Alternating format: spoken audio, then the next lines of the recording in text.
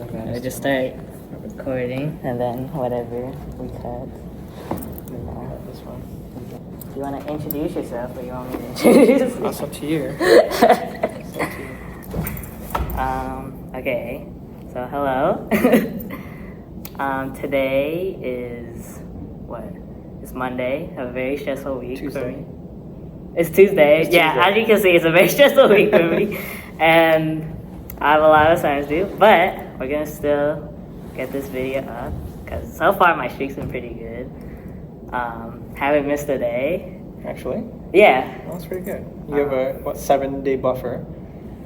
I did. What do you mean you did? I did, but I didn't account for like weekends because I don't record on weekends. Okay. And then I think I missed last Friday, so it's like Okay. 5 day, and then Okay. so right now I'm currently at like a 1 to 2 day buffer. Okay.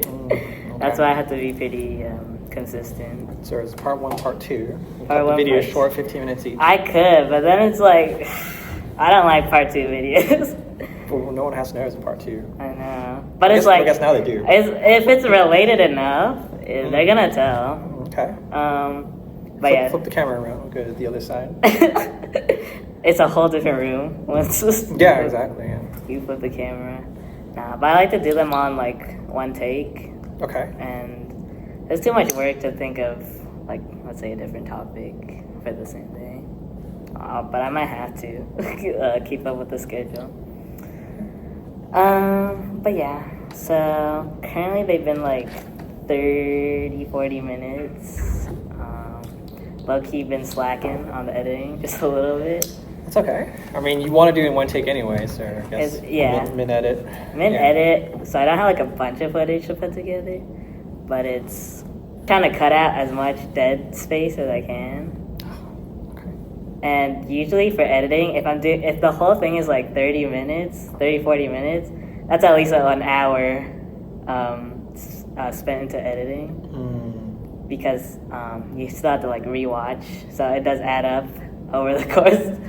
So I always estimate like double the length. Oh, okay.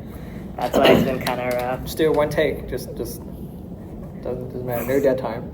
No dead time. Yeah, no dead time. Oh my gosh.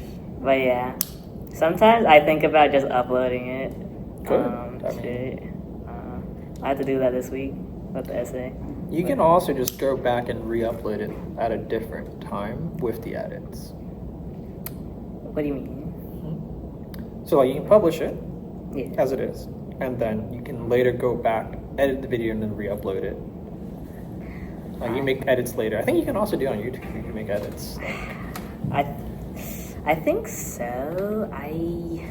Because I used to do that with my older videos of like Yeah. just upload raw, and then if I want to change something, go back and edit it. People do change their videos from time to time. Maybe information gets updated or whatever. They'll edit and then upload those edits. Yeah, So but you could do that too. that's true. I'm a little stingy on it, I guess you could say. Because if I'm gonna do this whole thing where I told myself one video every day, it feels a little like cheating almost. If I have to like re-upload at a future date. Because I don't know if YouTube... Well, I guess you're re-uploading in the sense that you're just not editing it before. Or you can edit it later and just make a compilation, right? Just start to finish. These are all the things that I talked about. Just make one video, all fully edited. Ooh, wait, that's a good idea. I didn't write that down. It's recorded. Maybe I'll do that. This is a final thing. Yeah. So if you want like a condensed version of it, you can have that. A 2-hour supercut. Supercut of everything I talk about. Yeah. But yeah. Alright, so we'll introduce. This is Dr. Choi. We met, last semester. I was taking one of his classes. And I don't know. I didn't know what to expect, not gonna lie, when I was first looking at the classes. My advisor, I didn't even choose the classes. My advisor gave it to me. Well, it's a mandatory class. I know, but it's like, I didn't get they just gave it to me. Like, they gave me the professor, they gave me the schedule, I just have to follow through. because I think because it was my first year, they didn't trust me. And I'm like, know how to like choose a schedule, but since they only see me as a first year, they're like, oh, we're gonna choose it for you. And I'm like, okay, I guess we'll roll with it. But yeah, I did the usual look through of like rate my professor. Oh. I know. And I was like, okay, this guy has pretty good reviews. And then went in, and like, I enjoyed the lectures. I enjoyed the lectures, and it wasn't like, it wasn't your typical professor. Oh. You know, you'd expect a more older. Older. That's what I mentioned. No, you are not. I'll be a flosser next year. You're literally not. But yeah, I'm like, okay. And then I think I started becoming, what's it called? I became more like invested when a lot of like references came up during lectures. Because it wasn't just straightforward like, oh, here are the facts, here are the concepts you need to learn and all the jargon. Like, it was being connected with subjects I already knew. What's one I can't remember. I remember you made one about Mario. I forgot for which concept it was. Mario. What did I do with Mario? I don't remember. I don't remember either. Sometimes it just comes to me. I know. Just talk about it. But yeah, a lot of pop culture reference that I thoroughly enjoyed. So I'm like, okay, I want to talk to this guy. I want to get to know this guy a little more. But just if you know me, I'm not quite the outgoing person, you could say. So it takes some courage and working myself up to go up and just talk to people. So I'm like, okay. I mean, it's probably easier for you to talk to your peers than it is to talk to an adult figure in your life. Exactly, right? So, but I already don't, like, it's already kind of tough, like, going up to, like, a complete stranger who sits next to you, like, talking about whatever. Yeah. And then it goes up a level when it's, like, an adult figure, right? But, like, I kept looking for, like, excuses to maybe start the, or break the ice, I guess you could say. And then I think it was from exam 1. At the extra credit or something, you would write like a fun fact about yourself. So I told him that I liked art and I liked watching a lot of animated shows. I don't remember if that part was part. I know you did. I know you said you liked art. I don't know, maybe. I don't remember if anything else was on there. I don't know how many facts I put in there. I'll pull it up later, but maybe. Because they deleted my Canvas for that class. Oh, really? Yeah, I don't have access to any of my previous courses. And I'm like, shoot, okay, now I have to like download stuff if I want to keep them. But yeah, I said that, and I wasn't expecting much, to be honest. So like, okay, I got my extra credit, but then I got my bag. I got my bag. I checked Canvas though, and it's like, a submission comment. And I'm like, oh, okay, what's this for? Is this for like the exam or something? But it was a response to my extra credit. And it was saying like, I think it's when you suggested that I started the VN. Yeah. The VN project, and you're like, oh, if you want to learn more, you can, come by office hours to talk about it. And I'm like, all right, here's the excuse to go talk to him. So I was like, okay, I'll head over. And that's where it started. It's pretty fair. Yeah, started with the project, and then I just started bugging him like every day. Yeah, I was kind of nervous because like I didn't know how I was being kind of persistent, and I didn't know if that was intruding on any, like, what was it called? Like, barriers. Because I didn't really ask about assignments, low-key. No, I don't think so. I never asked about assignments. I don't think so. So I was like, I hope he's fine with this. So far. I mean, I think so far it's okay. I think that's the misconception that most students have, is that you only go see your professors in their office for help with things. So that's actually not how office hours usually started back then, I think. I think the old philosophy was that they would just come in to learn more about whatever they want, or just talk about things. But then as subjects got more and more complicated, it became more about, helping or tutoring the student through topics, and then less and less about the other stuff.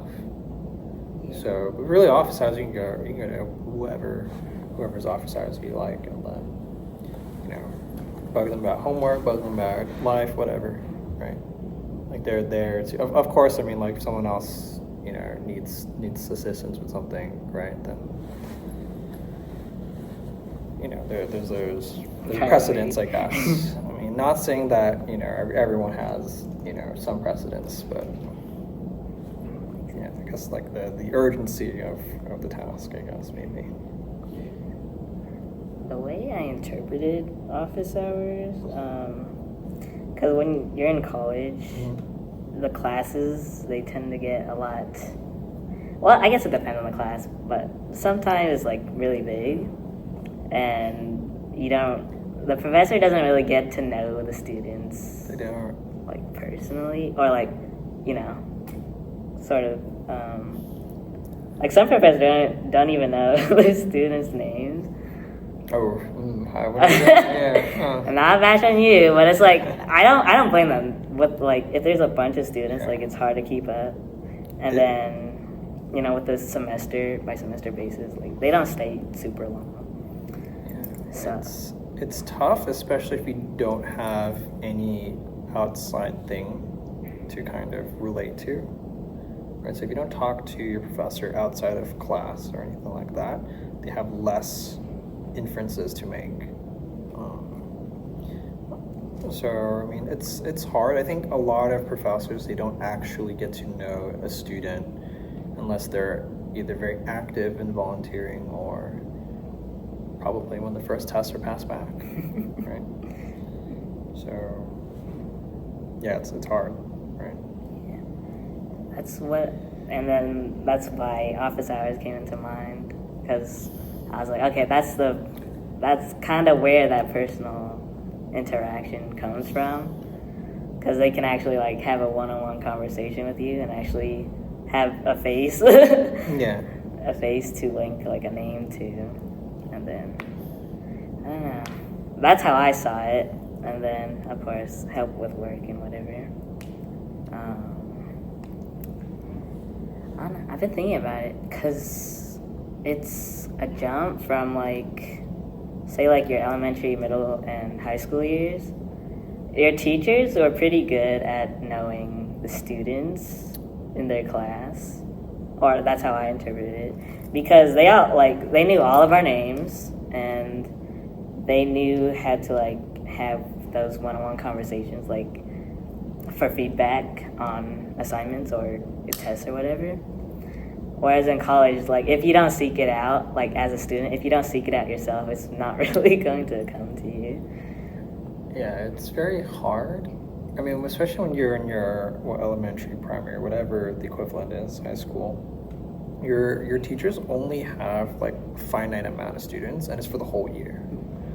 College, your professors teach on average, let's say the average one teach about 3 to 4 classes.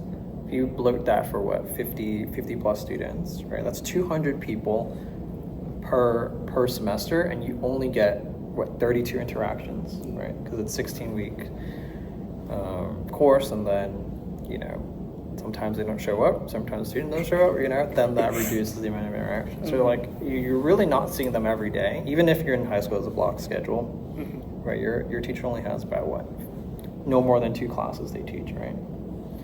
So the amount of student to teacher ratio, right, is a lot skewed. Yeah.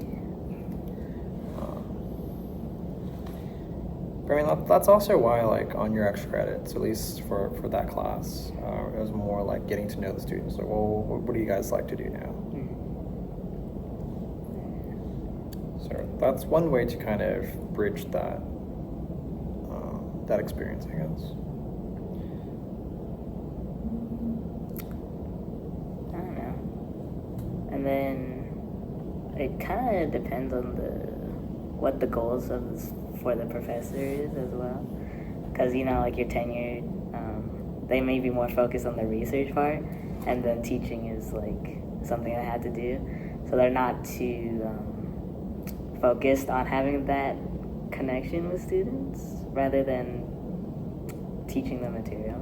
I don't know, that's what I assume. So if it's different, you let me know. I think that's also a misconception. I don't think that just because you are more interested in research doesn't mean you don't have that human connection with your students.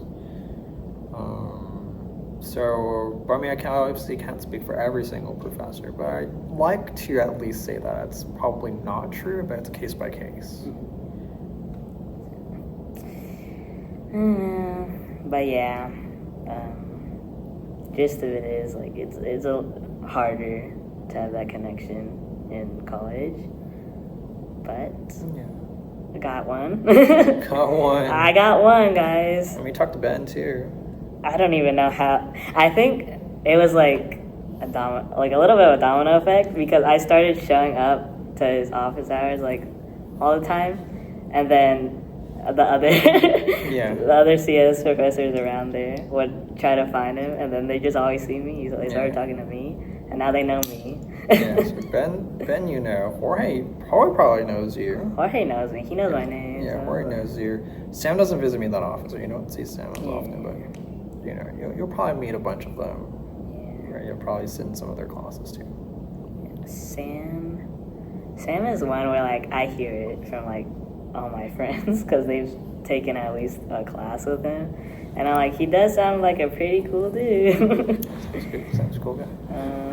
I don't know, maybe one day if you get that gaming class up. Spoilers. I don't even know what's gonna happen when I'm still here. Hope so. I mean, what we want to do it by 2 semesters from now, right? 2 to 3 semesters from now. Yeah. Yeah, you're in your first year. It'll be fine. I don't know. Like, technically, I am first year, but you know, I still got the classes to. Like, I'm technically second year, going in the third year. 3 semesters. I think you're okay. I hope so. I don't know. Most likely though, because I don't know. If I want to graduate on time, it's like a lot of packing those classes in the semester. And I'm like, maybe not. Do you want to graduate on time?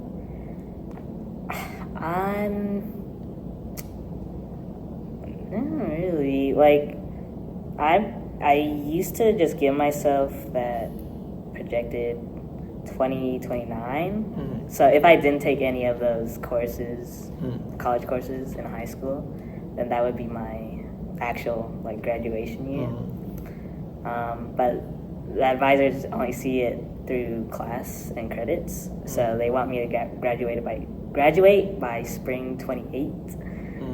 But I'm like, if I need to go an extra semester or 2, maybe more, but at least it's, you know, 2029 mark is usually what I aim for. It's not that big of a deal to me though. Like, as long as I get through the classes and I get the degree and all that, doesn't matter how long it takes. Okay.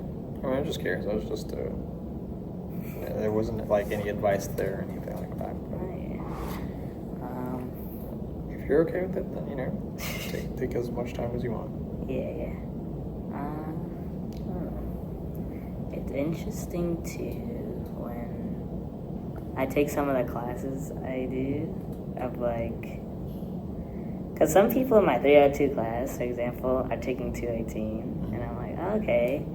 And then discrete people, when I'm taking discrete math, a lot of them I haven't seen before.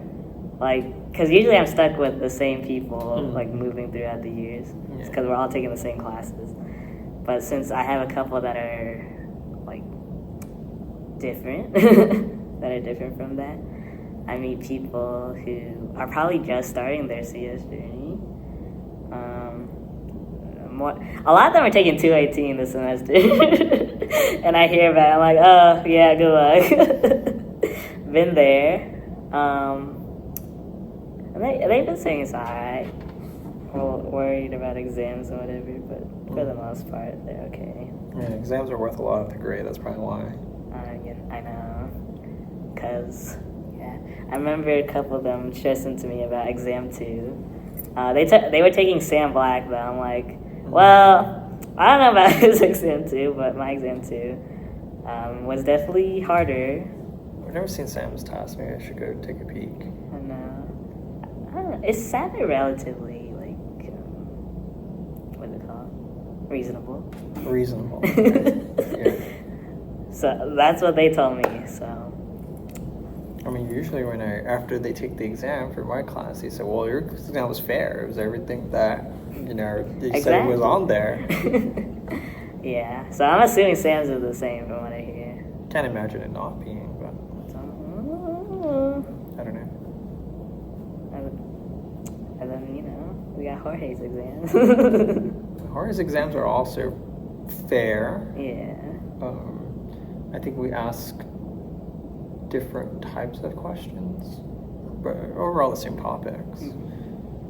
He might give a little bit more information in some areas than others, but that's fine. Yeah. But yeah, 218. Quite an important class. I can see why it's one of those milestone classes. I never considered it a milestone class. I don't know. That's what they consider it in the degree, and then they keep referring to it in the CS classes after. So I was like, okay, yeah, I think you should probably pay attention in that class. I know. It's like we give you these classes in your curriculum for a reason. I know. That's crazy. Who would have thought? Who would have thought? Yeah. Who would have thought? I didn't make the curriculum, but who would have thought? But yeah. I think. Let me think. Yeah, first semester here was definitely made quite enjoyable because of Doc. It started, academic, career related, but then as I kept, coming to office hours and getting to know him, it helped having someone who already has been through the college experience, having that to kind of refer to, and someone who would understand the struggles of it. And yeah, I had someone in my back pocket when I needed them, so that was really nice to have. Especially with last semester, it was okay. Calculus 2 was so bad though, so I'm glad I passed. But yeah, I had a lot of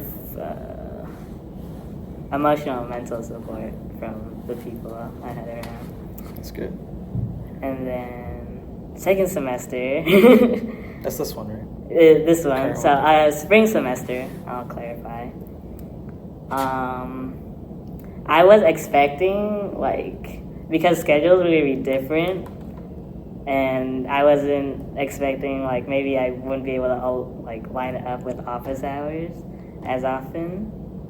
But I didn't even know when your office hours were going to be this semester. So went through the first couple of days of classes. I get out of my 302 class. I look over and I just see him walking, and I went to say hi and ask,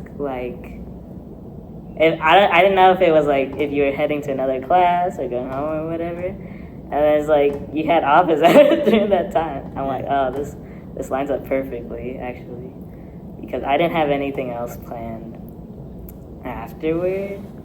So I was like, all right, I'll crash there. One thing that's kind of overlooked is you can actually ask your professors to schedule office hours outside of the ones they provided for you. The provided one is usually out of convenience. It's like, well, obviously I can't have office hours when I have class or other commitments, right? So this is like the best time slot that a professor can give you that's consistent, right? But if, whatever reason you can't make it to office hours, this goes for any of your classes, right? Usually you send them a message, usually like, hey, I can't make it to office hours. Can you either make a different accommodation, different hours, have more hours, whatever it is, right? Meet online. They'll usually be okay with that. So just because your schedule might not line up with one of your professor's office hours doesn't mean you can't meet with them. Pro tip. Well, probably had to take advantage of that for me next semester. Be pretty packed. You're gonna be in Ben's office for quite a bit. I live in Ben's office. Wow. So if you need to know where I am, there you go. But yeah, for this case, I just go in to hang out low-key and get some work done. So that's fair. I preferably wanted to fit into whatever they set, or for whatever you set. Just so it's convenient for everyone, and there's no like scheduling outside of whatever for not related to class. So, but yeah.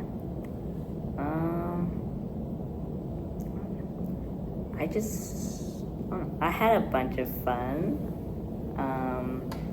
I forgot to mention this, but like last semester we had the pizza party.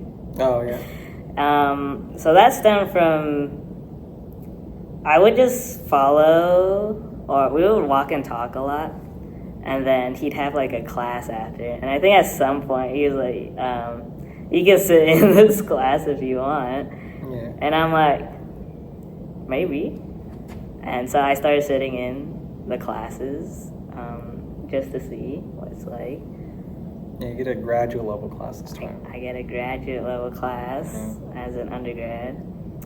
And I went pretty regularly, so I think I earned the pizza party. You earned the pizza party. I earned the pizza party Right. at the end of the semester. That was really fun, and I don't know.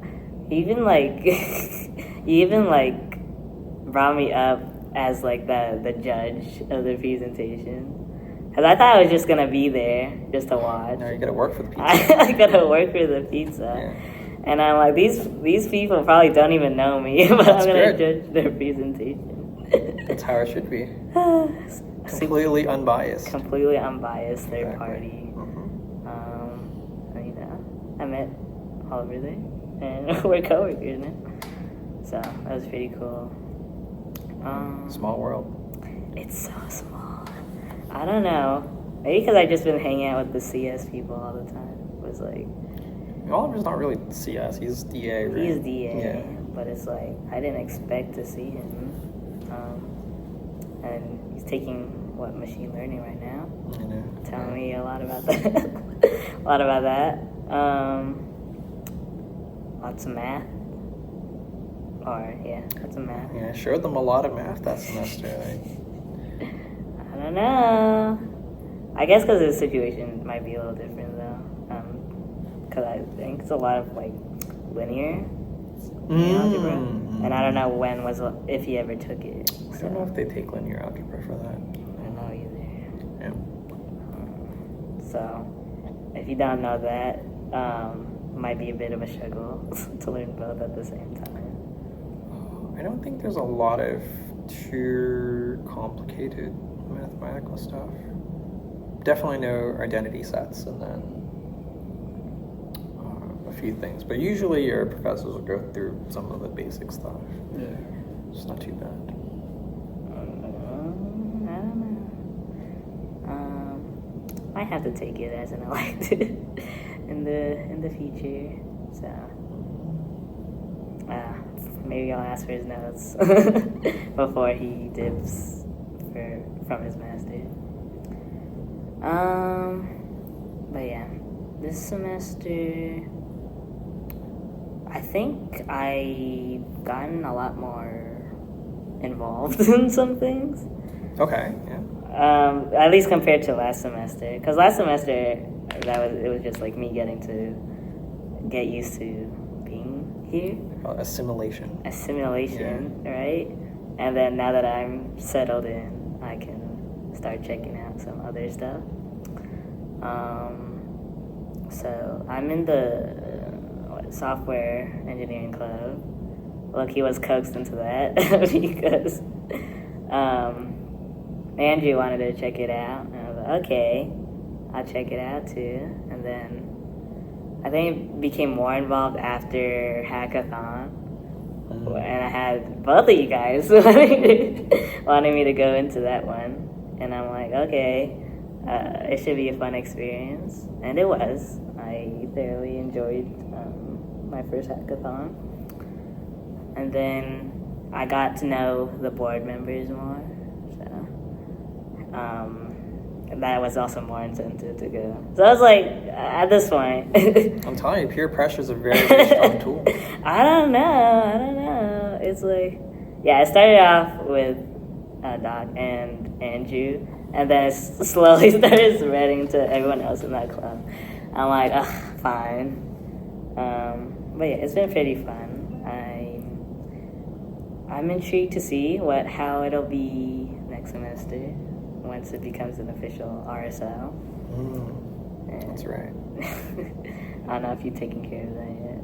No, they're gonna do documents and stuff over summer or end of fall. Or sorry, end of the semester. So we'll see. Yeah.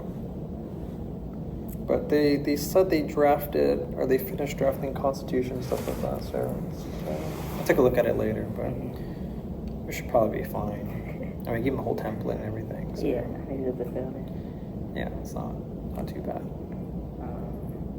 They mentioned, I don't know if they're gonna follow through with this, but Richie's was telling me about them planning to do some sort of internship opportunity thing over the summer. So he's like in contact with some local businesses that need I guess websites done, for example. So their plan was to have the club kind of contribute to that. Okay.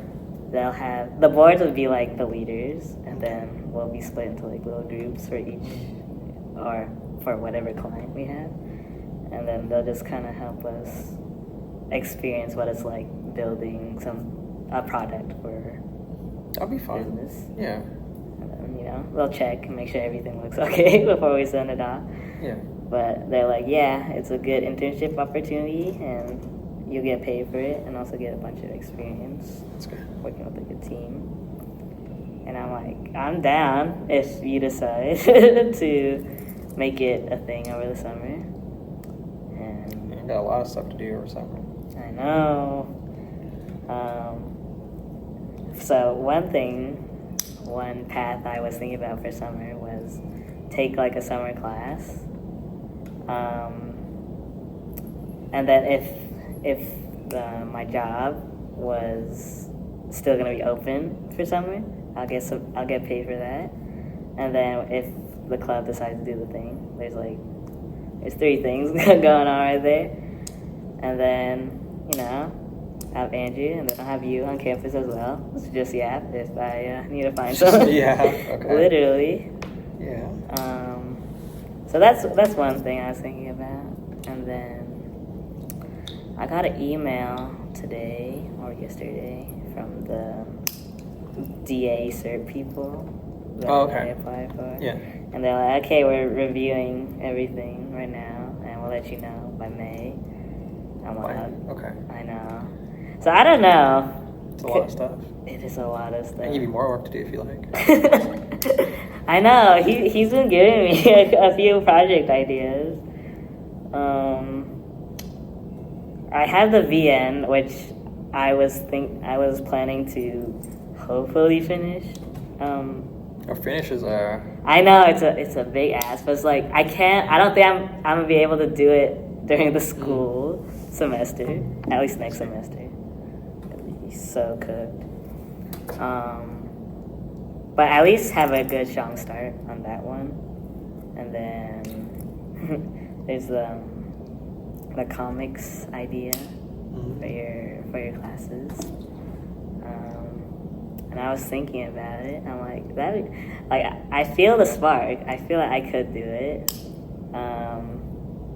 It'll take time. It will definitely take time, and I'll have to have my notebook from 218 ready, as well as you and Andrew on board, just for quick references. If you're on campus, you just sit in the class. Exactly. See, if I'm on campus, a lot of my problems That's true. get figured out. But who knows? I don't know if I'll make the entire class on campus because gas prices ain't looking so hot.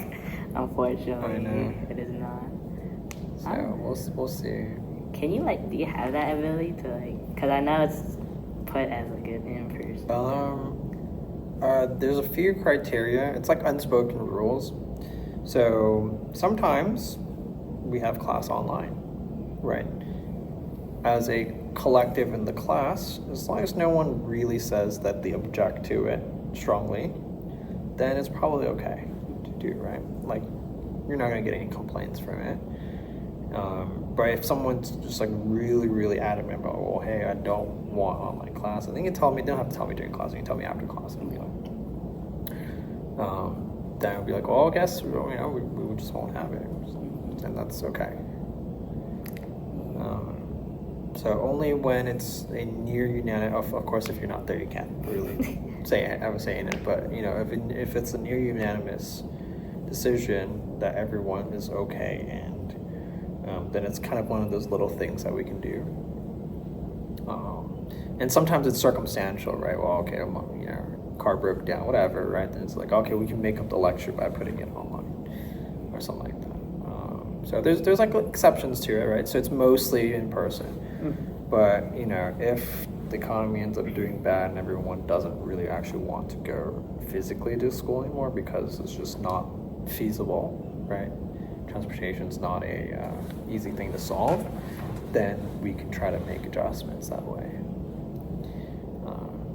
Sometimes it might be a little bit more involved, so I have to go to my department chair and be like, okay, this is what I want to do because, this reason. And then it might have to get approved or something like that. There's a lot of logistics that are just not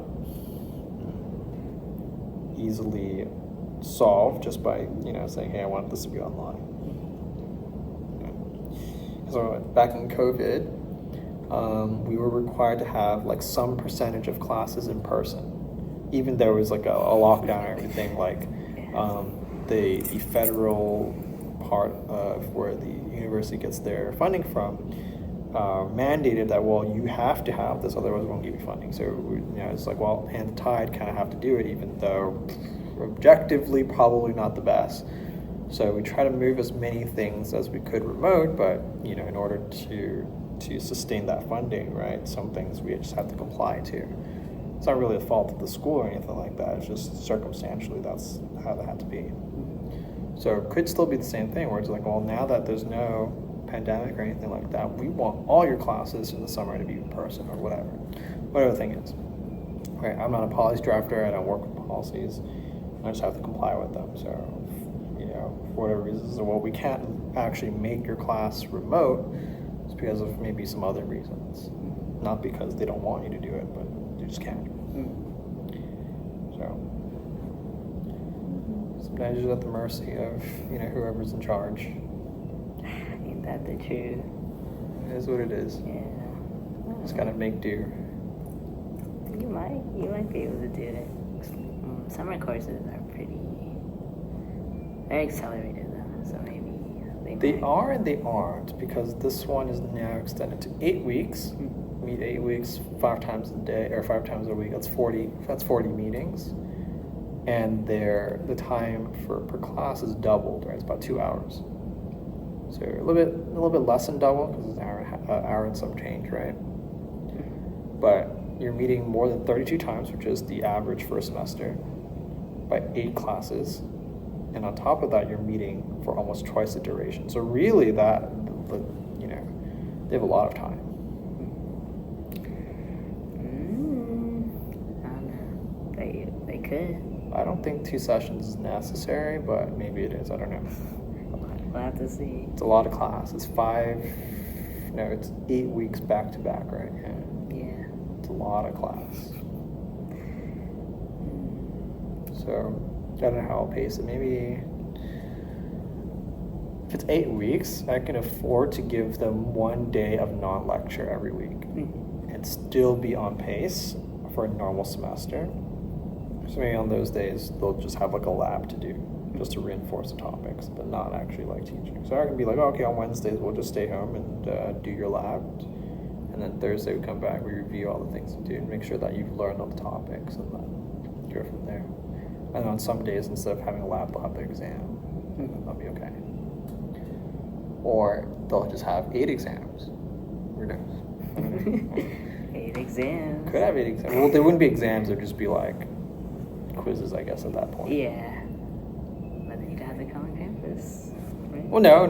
I'll have them physically take the exam. Oh, physically take. Yeah.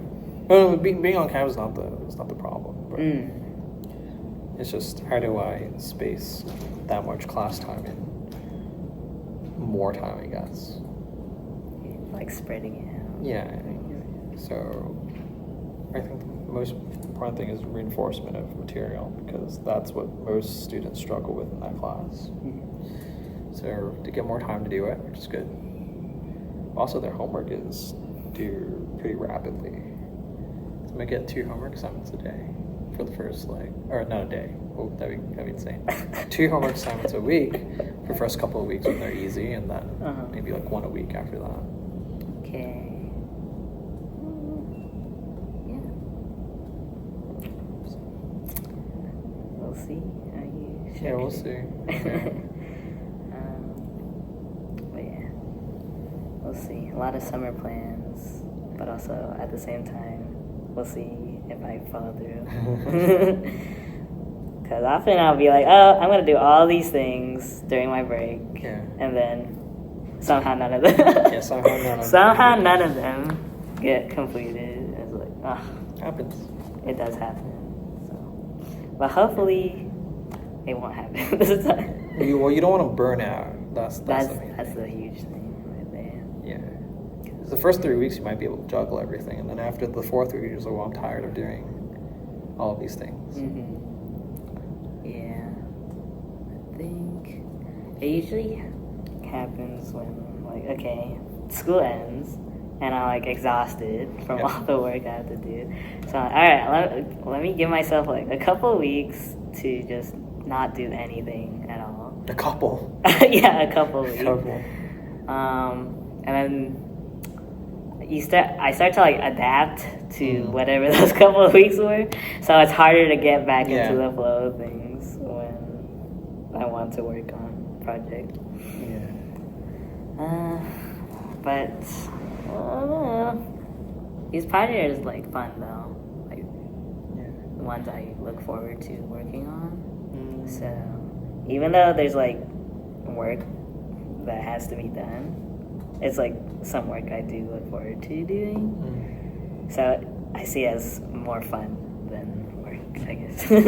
That's good. If you gaslight yourself, I think everything's fun. I don't know. I can't. Discrete is not fun, for example. I sat in that discrete class. I had a great time. Well, you didn't have like you're not a student in that class, so it didn't really matter how it was. Does it not matter? I don't know. Did I have to be a student for it to matter? I don't know. Look, it's hopeful. Or usually people go to class to get something out of it, not particularly for fun. some don't. I mean, I got to see what sorts of things that the university is teaching still. And how it's being taught. Any thoughts on those?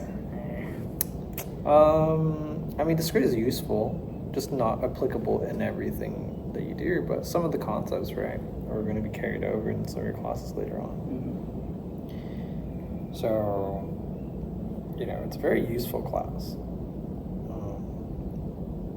How it's taught, I mean, I've only sat into one class, and it's not even the class that the professor's teaching. So it's hard to say. But I mean, she did a fine job. I'd say so. She does teach discrete pretty well compared to the other one. It was interesting because he gave us back our exams yesterday. Yeah. And he was kind of lecturing us how bad the class did as an average. And I walked in a little late because I just got off work. So I was I looked up at the board and it's class average 62%. And I'm oh no. And everyone got their exams back. I'm well, I hope mine is not part of that average. Yeah. He was going over, saying, usually exam 2 is the easy one out of all the exams. I'm the stats do not say otherwise. I was okay.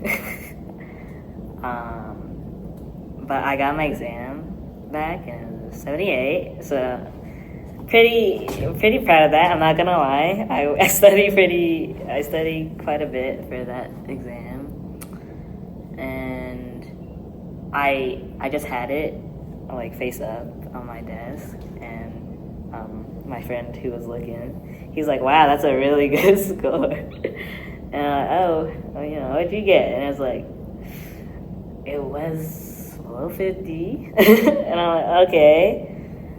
And then, even the guy on my other side, we don't talk, but he saw my score. He's wow. And okay, 78 being good is usually not something you would see, but for that class, it is good. It's quite good. I don't think I had a curve for my class. Well, did people do good in your class? I don't know. I set the curve, so it didn't matter. Yeah, okay, see, this is a curve killer. Yeah, curve killer, yeah. Curve killer right here. When people are struggling, but you got probably 100 something. So, I don't remember, it's been so long. But, I don't know. With math not being my strong suit, I was pretty happy with it. And, he scolded us for... Scolded? Not really, but he was going through all the problems and saying you should have done this, but people were making these mistakes. And I'm well, I didn't make that mistake. That's good. Thankfully. And he would give us the answer key too, so we can always look back and study on what we did wrong. Is your final comprehensive, or is it? The final is comprehensive. Oh, okay. So you'll want to study that. I know. And for that class, everyone kind of does rely on the final because he has this policy where if your final grade is higher than your class grade, it'll take the place.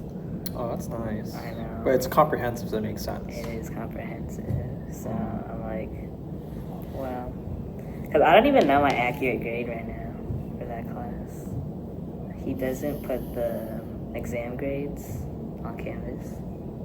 Oh, that's crazy. I can't go a day without grading their exams, and then they're when are you getting exams? Yeah.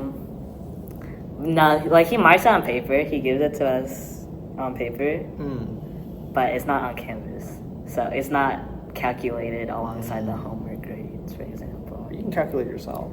I know, but I'm too lazy. Oh, okay. I probably should. Maybe before final, I'll see where I'm standing at.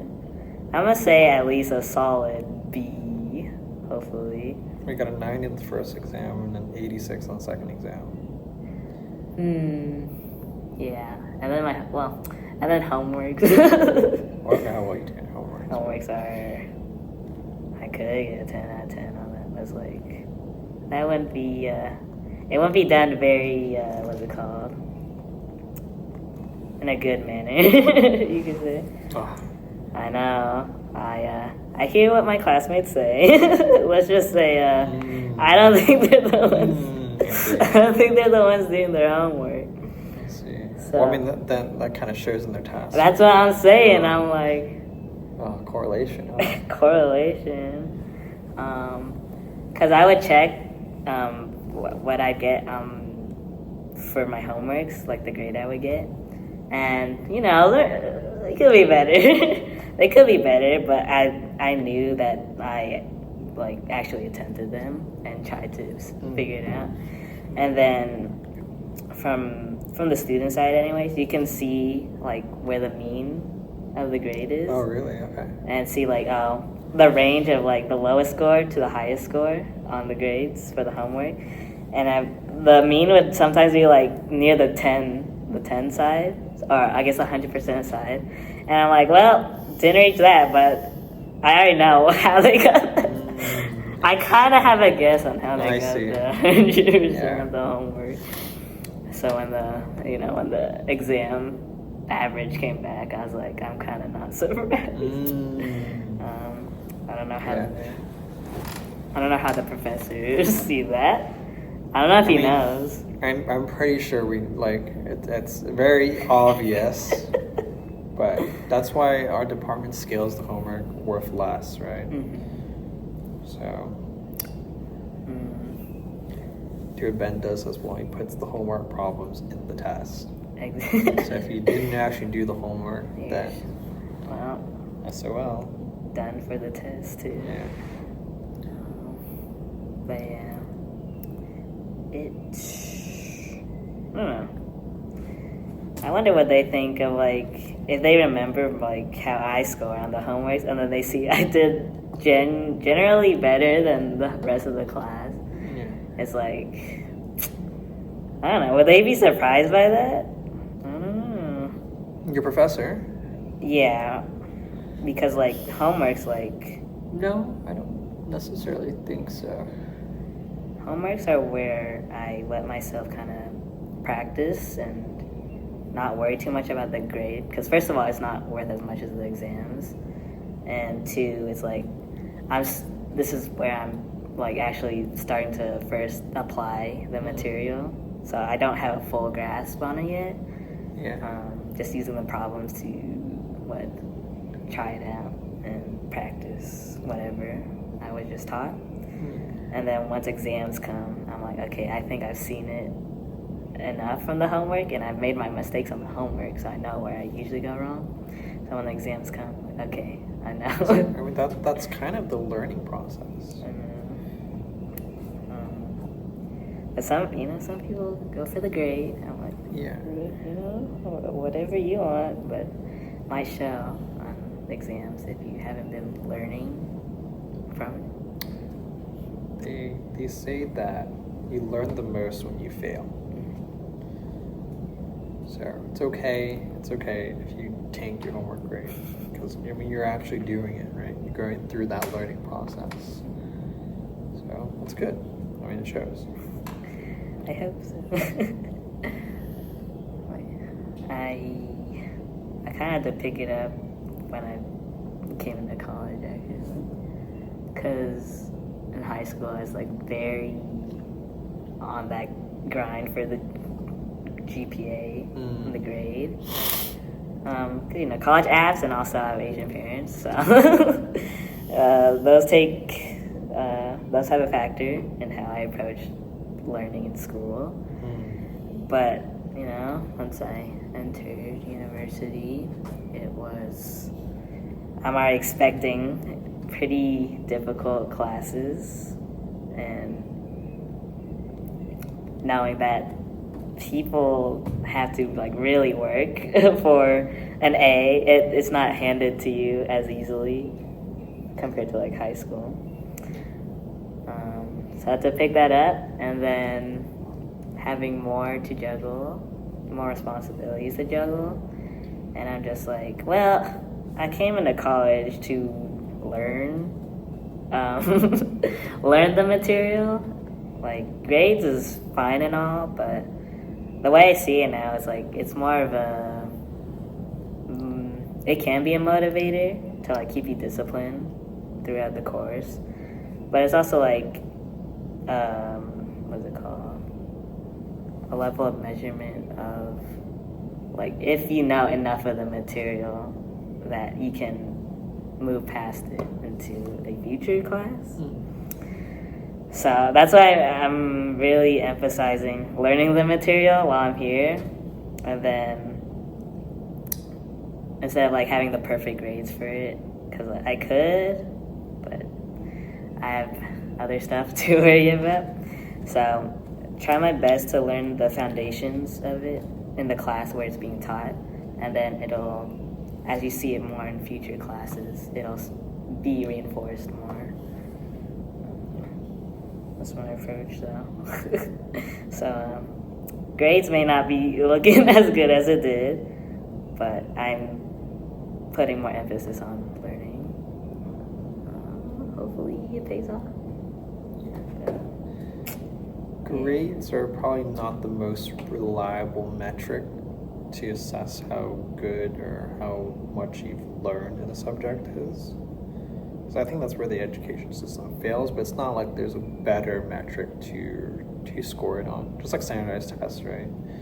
They need some sort of benchmark at the very least, just to give everyone kind of a gauge of how well they're doing. But it's very flawed. So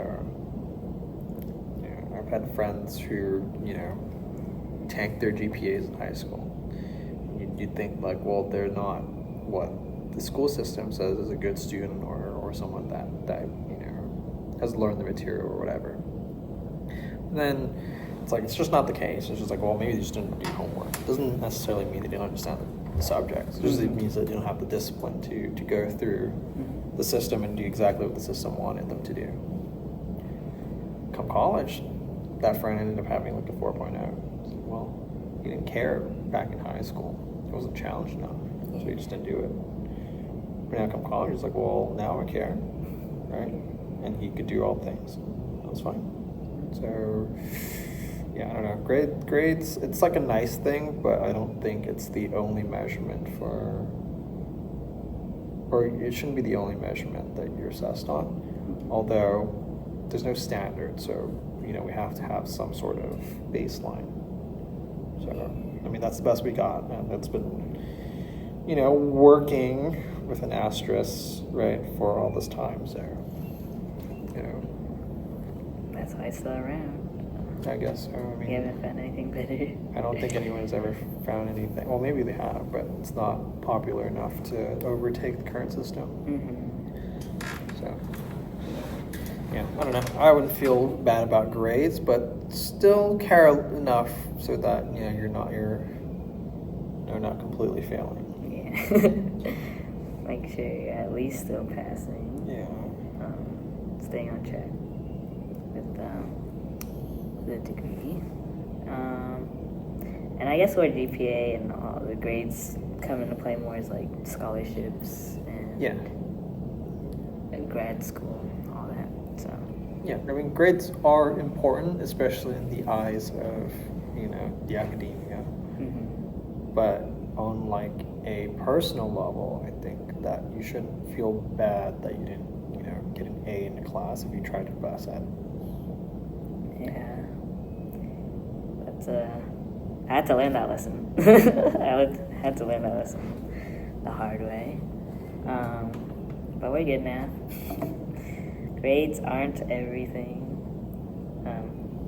Keep them up if you can, but they don't determine like how intelligent you are as a human being.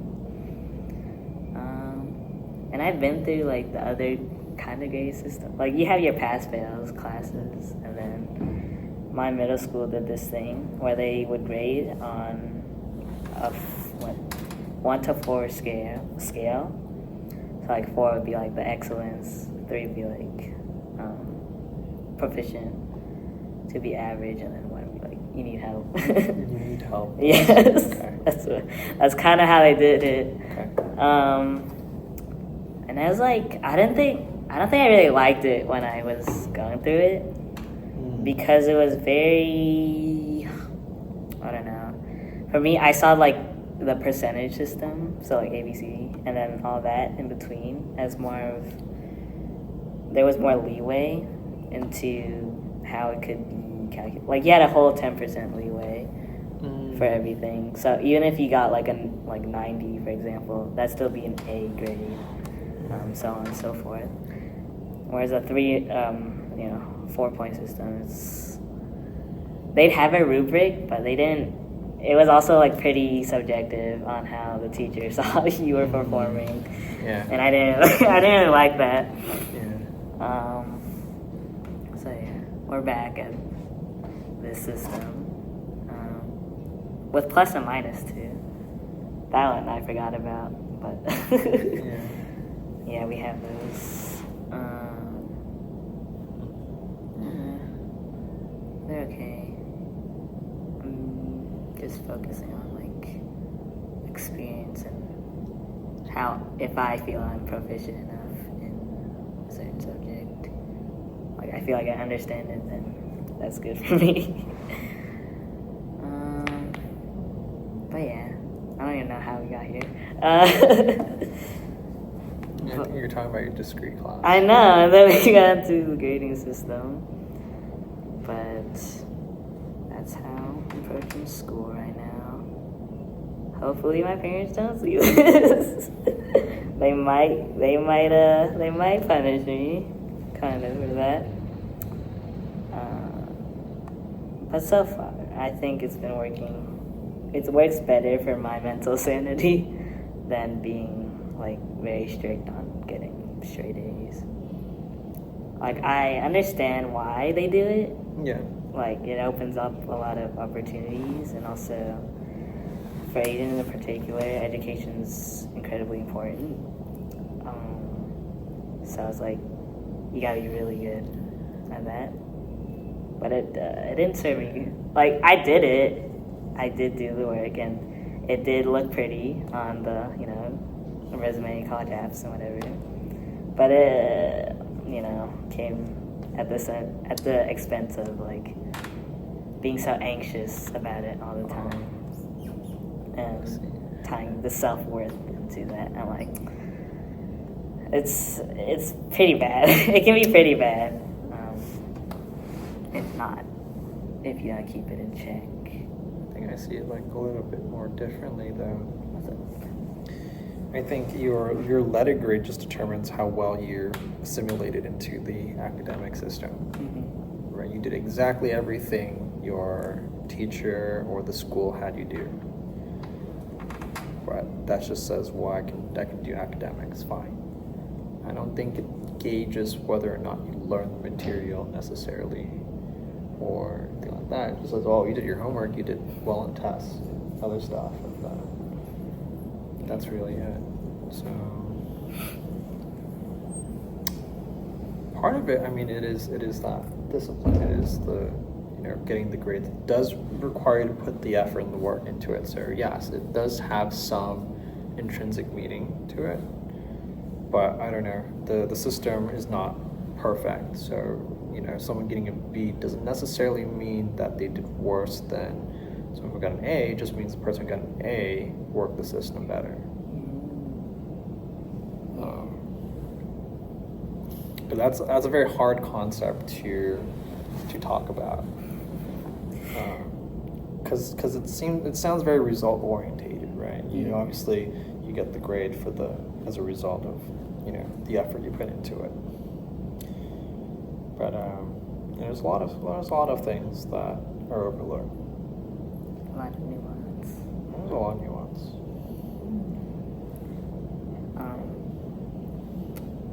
It reminds me of like when people would say like, I don't believe this, but it's just something that's been around, how A students are more likely to be working under someone because they know how to work under a system, and they're very good at it, so they're more likely to be like the employees and whatever. And then what they said, like C students or like, that's an interesting paradigm, yeah, or parallel to draw. I can see the theory, I can see it. I don't have the data or the stats to prove it or disprove it, but that's an interesting topic. Yeah, I don't know. I mean, if I wanted to get straight A's, I'd just be a drone. Right? Yeah, exactly. Like, I can do it, but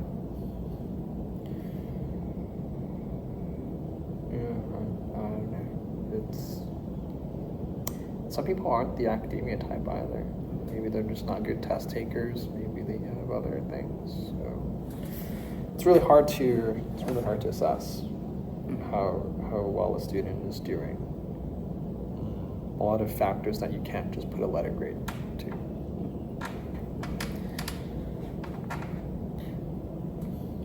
But I mean, it's a good baseline, or it is a baseline. It is a baseline. It is a baseline. So it means something, but how much and what it means is also kind of subjective. Yeah. But also not. I don't know. Hard to say. I can't invent a better system. I don't know. It's like, I don't know how else, because understanding of a certain subject is, can you really measure that in a clean way? Yes and no. I mean, I don't know.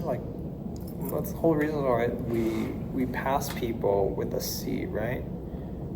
Because on our scale, a C is just whatever the scoring distribution is, but usually that's the normal distribution, right? Most people are in that C curve, and that's to be expected, right? The majority of people, if you go into class that pass, should have this metric, and then people who do better get better grades, I guess. But you're expecting that to be a normally distributed thing, so I don't know. That's probably why, in order to get a degree, you just have to meet that threshold, right? And for the university and for the accreditation program, or ABET and stuff like that, there's okay, as long as you're a C-level proficient, that means you have learned the knowledge and understood the material in this construed system that it's arbitrary, right? Like it says, well, we measured it by doing the exams, this homeworks, whatever, however the case is, and then so okay, now you've met at least this criteria, so now we can award you with your degree, and it means something. But they don't require you to have all A's. They require you to have at least. Yeah. That's true. So, I mean, it definitely looks pretty in your resume. It looks, good to your employer that you had the discipline to get a higher GPA. But your degree is still valued the same way. Right? No one's gonna look at my degree and be like, "Well, you got a 3.8 or 4.0 or 3 point whatever." You just care you have it. Yeah. After your first job, I think they stop caring. Yeah. Students are like, "Oh, you're already employed. So we don't care about your experience. We care about your work ethics and everything." So it is important to some degree, but not the end-all be-all. But it is really nice to have, right? And if it gives you a sense of accomplishment, that's even better. But the opposite can also be said, right? So if you feel bad about it, don't let that ruin your night's sleep. Just, do better next time. It's really it. Better. Yeah, I mean, you're just like, well, then you'd ask yourself, why didn't I get the letter grade that I wanted to get? Let's say, for instance, you're shooting for an A, you got a B, B plus, whatever it is. It's like, well, what could you have done differently that semester or whatever to kind of solidify that grade for you? And then you learn, just like, well, I don't know, I had bad time management. That's a skill set you have to learn. So, well, I didn't have time to do my homework. Thought I did have, but then I I didn't. Or maybe you were working too much. So then it's like, well, now I have to have better time management skills. Mm-hmm. You approach a problem differently. So it's a lot of learning as you go. That's the whole experience that you get right once you're grown up and you go to college and stuff like that. It's part of it. Those are the lessons they don't tell you about when you go to college.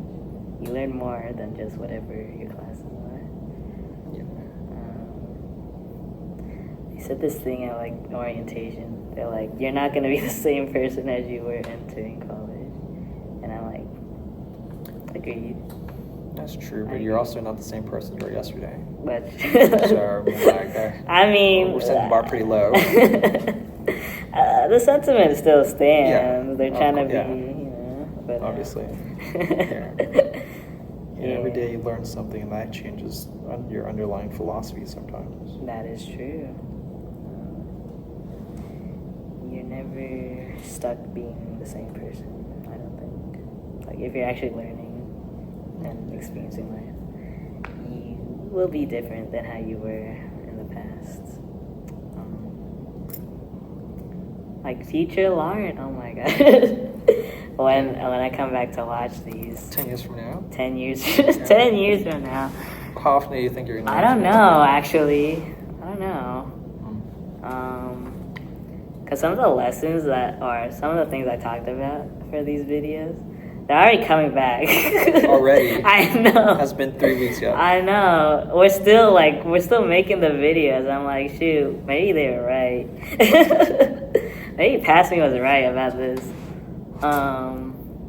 But yeah, it's just like whenever I need them, or maybe even like if I do like the whole annual birthday thing, I'm like, oh, let's see how it was like a year before, 5 years before, so on and so forth. But yeah, I'll probably be thinking differently by the time I rewatch these videos, and that's okay. That's growth. That is growth. That's growth. Like, if I'm not the same person, that means I've developed character. I've learned some stuff and had more experiences. So, but these are just a reminder and the time capsule of when or how I was for this moment in my life. But yeah, I don't know how long we've been yapping for. But yeah, this guy I look up to quite a bit. Cause when I was first getting to know him, you wouldn't. I think a lot of people, when they look at you, they don't see like what you can accomplish, or especially if you're like on the younger side of things, they might underestimate you on what you're able to do. But hearing all the things that you've done, quite inspiring. I'm not gonna lie. Just all the projects you did, how you approach how you approach like learning in general too, helped a lot. Hearing someone who isn't like dead focused on technology only, and having knowledge from different fields, you could say, Mr. Jack of all trades, having that all like comprised into a single person was nice to know, nice to have around, because the way I approach this degree and all that, it's not purely industry focused and trying to get like the most advanced technology out there, or like working a lot with AI or whatever. Like it's a good goal to have, but it's just not my goals, because I'm unconventional in the way that it's like I'm just using this and applying it to whatever field I find more interesting. Like CS is giving me the tools and that logical thinking to make stuff and use technology in those areas. But then where I want to apply those areas is not, CS in particular. So that's why I was pretty excited when I first saw when I put the extra credit thing in and had a suggestion of like how to approach it, like through video games and all that. Like it's the stuff that actually interests me, compared to what we're taught to do or the project we have to make for like homeworks and stuff. But also, that's just like on the school side though. He's also a very cool person, very cool person to know, get to know, and he has been there for me for just me going through my college experience, and the times where I was struggling a lot. I had someone there, and then whenever I really just don't want to continue through the journey of going to classes again, or like facing these like super tough assignments, or just like when I'm just not feeling up to just getting up and going through the grind again. I knew that there was someone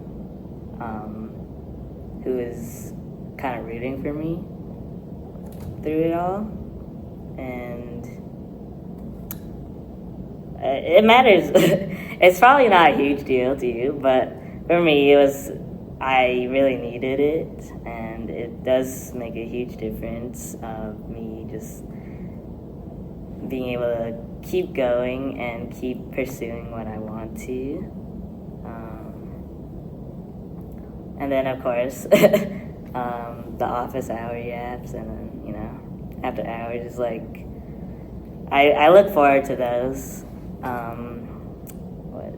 every week.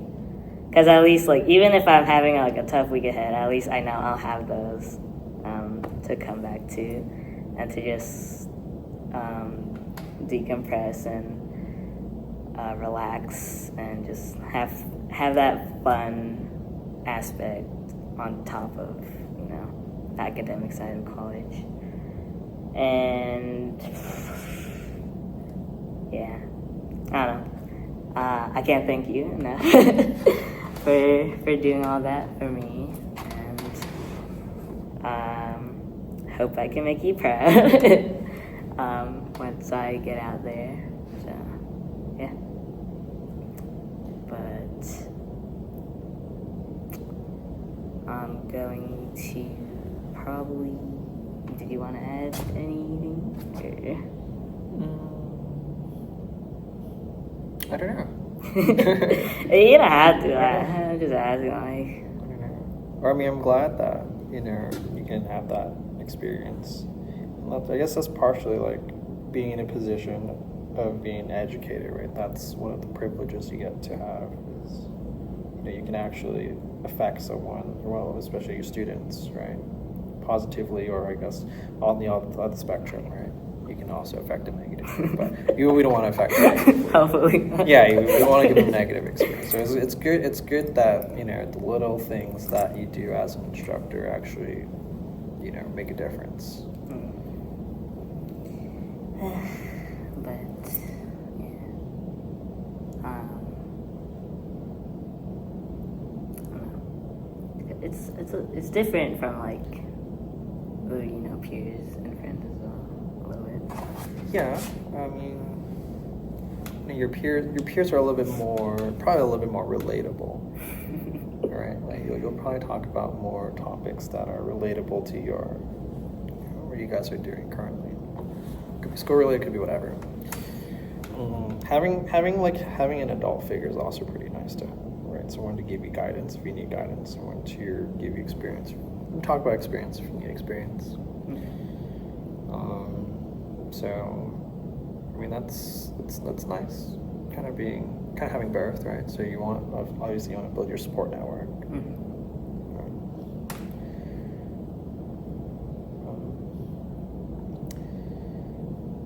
I don't know what else to say about that. That's just something I really appreciate. I don't know, just having, especially like for me, seeing like someone I do look up to also, support me. It's like, look at that. Look at that. I don't know. It's like someone who that's kind of doing the things you want to do, and also being a bit of the person you kind of aspire to be. Seeing the potential in you to also achieve whatever. It's pretty. What's it called? I don't know. It's pretty significant. It makes a significant difference in believing in yourself too. Like you have someone who believes in you, so it gives you that reason to also believe in yourself. And that's what I just got from it. I mean, I'm glad that I was able to provide that for you. It's I feel like when you grow up, you go through school and stuff like that, you usually don't really have that open support. And you also don't know that not that you need it, but that's something that you'd like to have as well. And it's like, it's even harder, I think, or I guess we can say as a kid, right? When you grow up, to talk to those adult figures, like your teachers or whatever, and have that, not necessarily connection, but just have that same feeling, I guess. So it's nice that when I can, I could give that environment to my students. Whether they seek it or not, that's their own prerogative, I guess. But I mean, if they do need that support network, it's always there. But yeah, I don't know. Yes, I take care of my kids, so I guess that's just my philosophy. He takes care of his kids. Yeah. Whether you still take my class or not, that's. I'll look after you.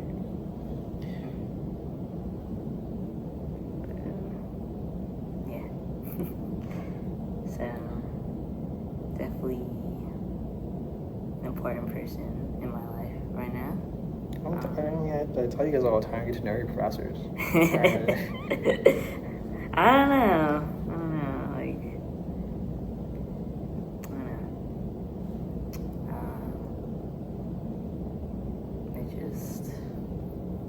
Big impact on how I am right now, and just being able to grow. It's because of people around me, and, of course you.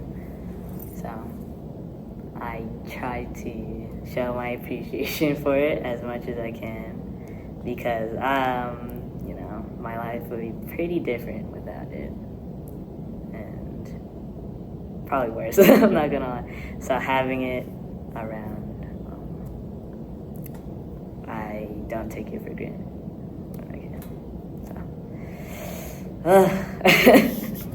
I know it's like, okay, I don't want to be like, so like, sappy or whatever, but It's true. I mean, this is your video. I know. Portray what you want. I know.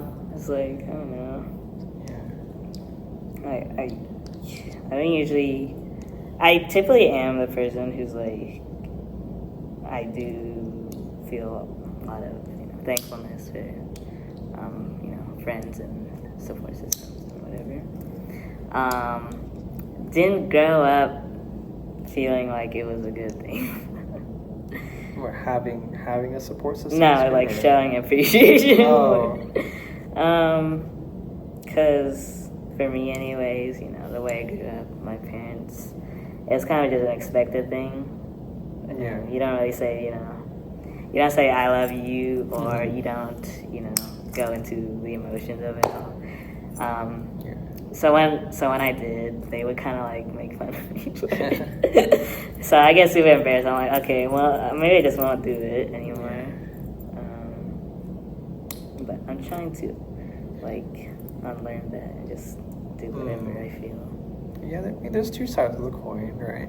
The other side is like people used to say there are like a million ways to tell someone that you love them. So for your parents, for instance, them asking you, have you eaten yet, is their way of saying those or conveying those same messages, even if it's not explicit.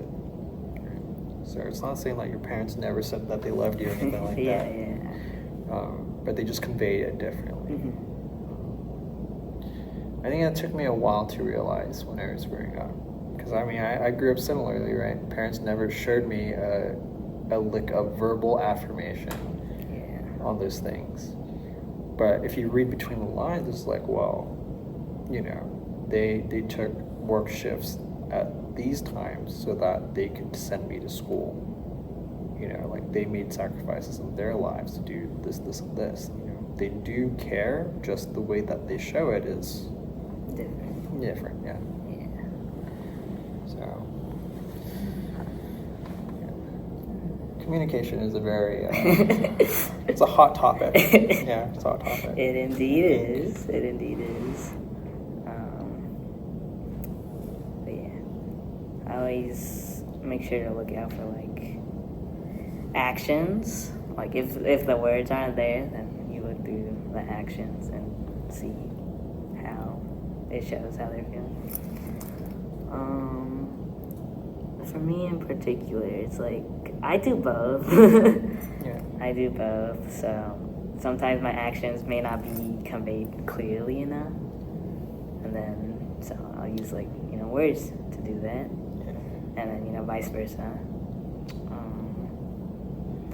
It's again, it's all a communication thing. So like whichever way that can convey the clearest during the moment is usually the path I'll try to take. There's always sometimes there's a mismatch, so it might not be taken the way you want it to show it.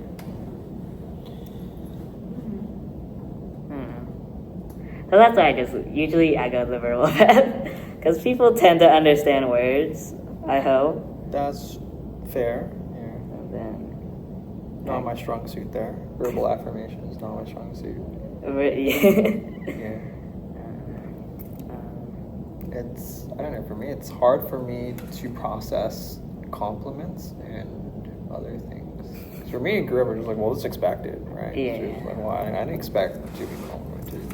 This is routine. This is business as usual. Business as usual. Business as usual. Yeah. So for me, it's hard to process that.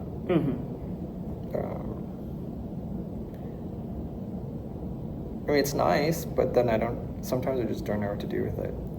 I just say thanks and smile, and then I don't know if that's the appropriate response or not, but I really don't know how to express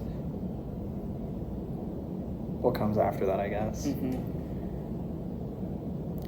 Someone says, well, I like your hat, and you're like, then is it my obligation to also find something to compliment? Yeah. It's just like there's a lot of unspoken social rules that is just kind of hard to grasp when you grew up in that environment.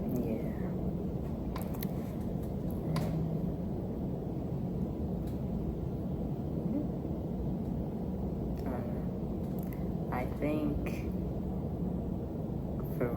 for me, I picked up a lot of your actions. My action. Of like, you might not be able to like, what's it called? A lot of verbal expression of support. Or like you do, but it's not as frequent as like how you do it through action. Yeah. Yeah. So it's like it's again like it's reading between the lines. So like for example, you let me come to office and just hang around like what's big, and then let me sit in classes, letting me. Or just, if we meet up for, like, food or whatever. It's the time spent, I think, that I pick up on. As well as, like, the more, what's it called? Casual. Like, I mentioned how sometimes I would just be, like, really hungry. Or, like, not have a big lunch or whatever. And, Doc was quick to offer like, oh, I could bring in like a kettle, and then some instant ramen, and then have lunch in the office. And it's like on the surface it appears like a small thing, but I take that as like, oh, you're looking out for the well-being, and making sure taking care of that side. So it's like. I pick up on those. I pick up on those things, so I really appreciate it. But yeah,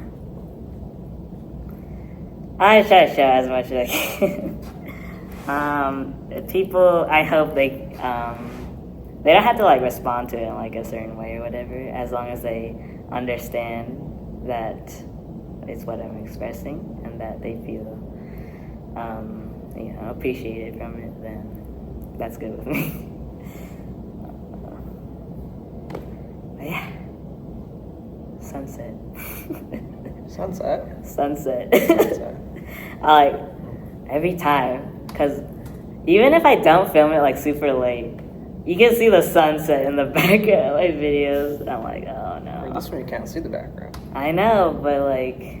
I'm telling you right now, we are looking out the window and there's like no sunlight outside. Well, it's been like that for half an hour. I know, but it was sunny. But we got so long. It's like the sun was already setting, but it's still in the sky. Okay. All right. But like, even like I think yesterday, I got out a little earlier, so the sun was still up. By the time I go home, it's dark. I'm like, ugh. Not again. Not again. But as long as I get my yap session, it's fine. Yap session, yeah. Literally telling you, these things last quite a long time. Maybe next year you do one a month. 1 a month. Maybe what, 12 months? 12 months, 12 videos in a year. Yeah. Even that's like a huge. If I do it in the style that I did these videos, then I think it's plausible. Because this one, since it was such like a consistent and strict schedule, I cut corners in the editing side of things. You're just not at it. Yeah, I could even not edit, but I'm putting. It's more important for the video to be out by then, rather than how it's presented, I guess. So as long as I have the content and I'm able to upload it, then it's good for me. And this one, I don't think we had any downtime. Did we? I don't think so. I don't know. Maybe like 2 to 5 seconds, but I think you filled up pretty much the entire time talking about something. Damn. Okay. So I'm getting better at just yapping, and I think it's easier when I have someone else in it. Yeah, because you're not juggling your own ideas. Exactly. There's like a flow of conversation. You're having a conversation. Okay.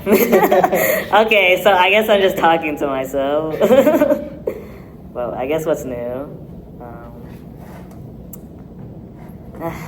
Bet you didn't expect me to be such a yapper when you first met me. You're a very quiet person. Exactly. The first time you showed to my office, you were very quiet. Yeah. I didn't know. I didn't know what to say or what to build upon. I bring up whatever. And it becomes a conversation. I find it enjoyable though. Hopefully, other people involved also.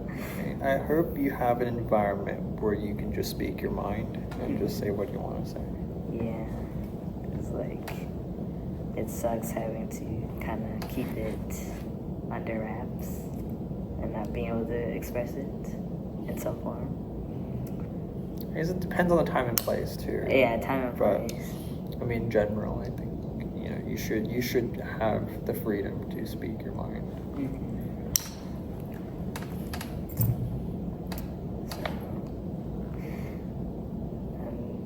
Finding the people that kind of let you do that is also really nice to have.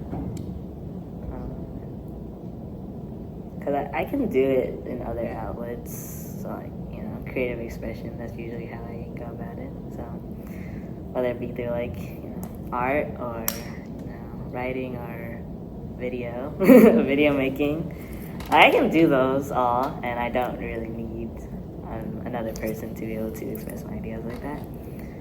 But having someone who's like, having a real person actually listen to them and give like responses and actually listen to what you're saying. I think you need that.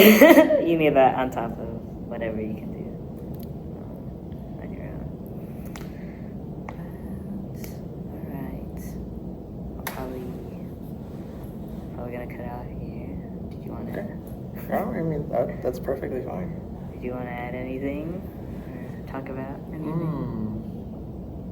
What would you say to your future self? That you haven't already, I guess. That I haven't already. Because I'm assuming you probably have said some stuff and other things. So. What do I? There's so much I could say. Just pick one. Pick one? Yeah, just pick one. I'm so indecisive.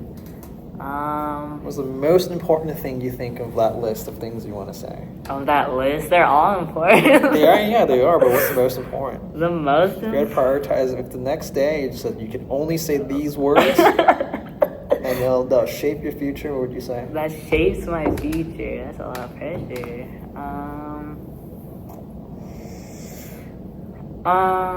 What do I say?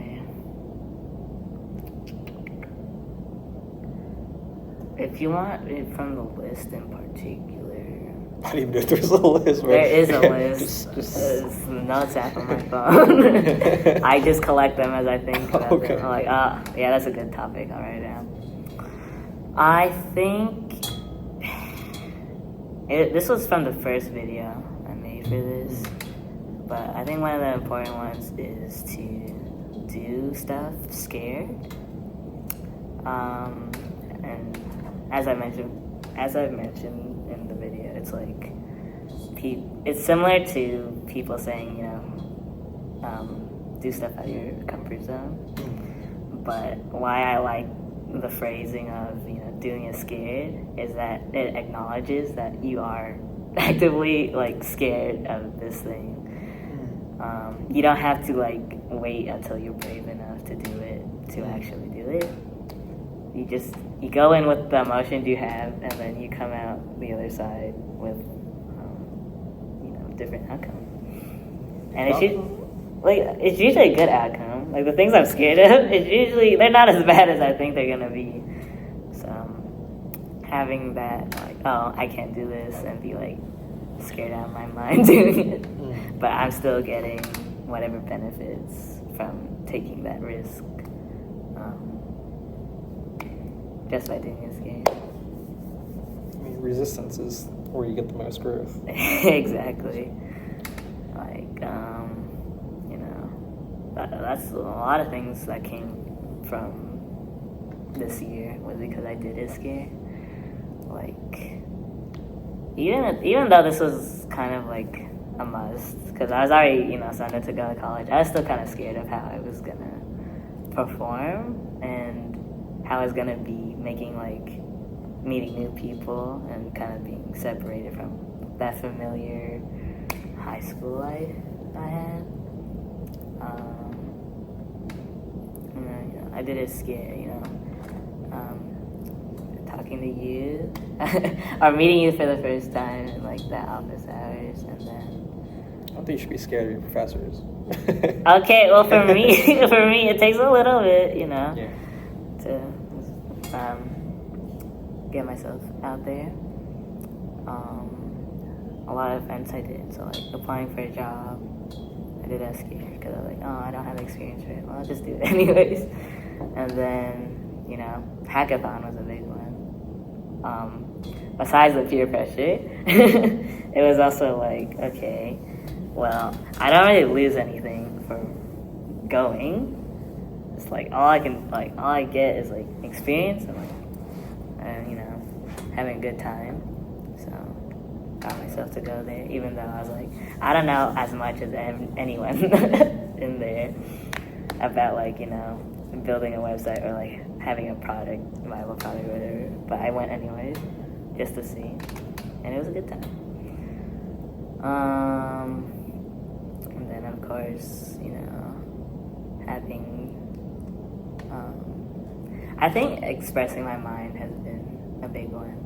It's one people don't really see because it's all in here. They only see whatever you say. But being able to kind of openly express what I'm thinking instead of, squishing myself or shrinking myself into a box in fear of whatever I think they want to hear, right? Rather than what I actually think of,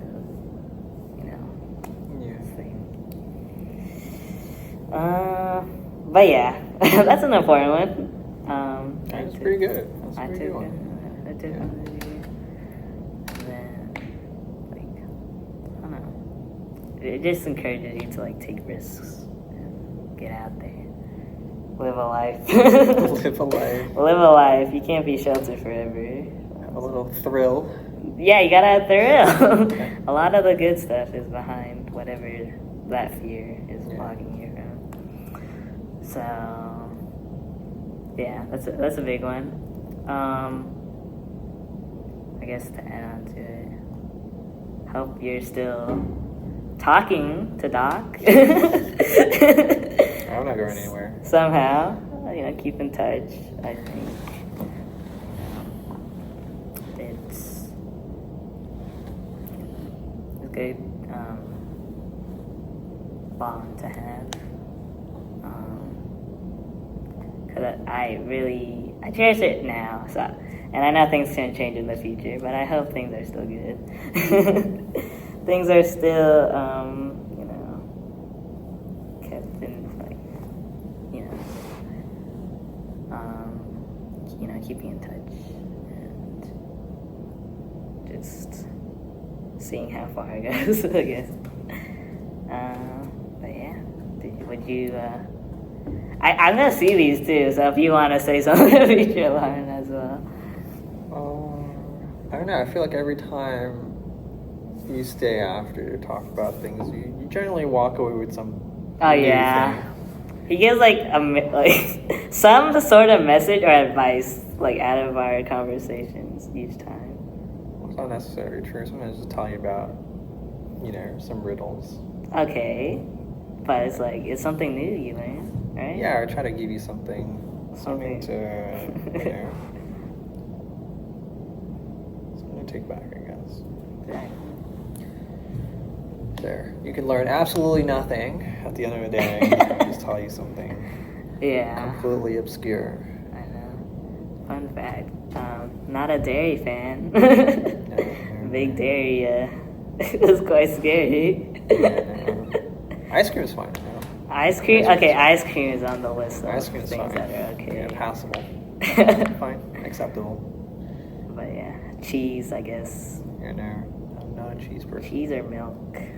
Milk is just... Well, we can go on a whole topic about dairy. I remember it. Maybe I'll save it for another time. But that was quite quite the conversation. Because I don't even remember how we brought it up. But he was like, have I told you about the dairy rant I had? And I'm like, what dairy rant? And then that's how it started. And I'm like, all right, well. You can't argue that doesn't logically make sense. Okay. Though. You know, it doesn't have to logically make sense to be a thing, you know? Not everything has to be logical. No, but right? I mean, it stems from a very logical, root. I don't know. Maybe it was a survival thing. we needed substance of some sort. I think it's more likely to be a capitalist thing than a survival thing. We can have our own opinions. All right. But yeah, it's quite an interesting topic. So, but yeah, if you don't have anything to say, that's okay. No, I mean, this is mainly for you, right? Yeah. So. That's the main audience. Target demographic. Oh, no, I mean, okay, yeah, part of it, you're going to go back and rewatch these things. But I know, I think you're doing good. You know. I know a lot of people take quite a longer time to get to their own, I guess, emotional understanding of themselves. Mm-hmm. A lot of people are still looking for that as well. So it's good that you have a good grasp of the things you want to do and say and how you feel about certain things. It's usually not a topic that's relatively explored in society. So when you're growing up, you don't really have those experiences. And it's not until you get really deep into education where you actually start talking to other people who are educated in that area to tell you it's okay or that, those things are fine. So it's good that at this point in your life that, you're